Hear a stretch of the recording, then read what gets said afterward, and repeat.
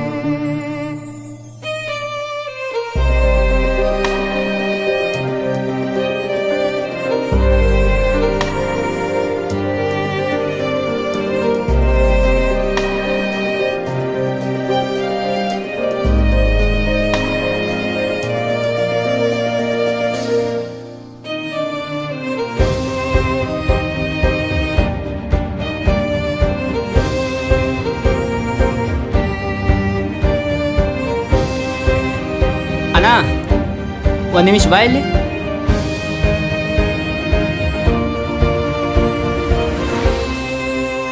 ಹೇಳ್ರಿ ಅಣ್ಣ. ದೋಸ್ತ, ನಾನು ನಿನ್ನ ಅಂಗಡಿಗೆ ದಿನಾಲು ಚಾ ಕುಡಿಯಾಗ ಬಂದಾಗ ಇವನು ನೋಡ್ತನಲ್ಲ, ನನಗೇನೋ ಒಂದು ವಿಚಿತ್ರ ಅನ್ನಿಸ್ತೈತೆ. ಇವನ ಬಗ್ಗೆ ತಿಳ್ಕೊಬೇಕನ್ನೋ ಕುತೂಹಲ.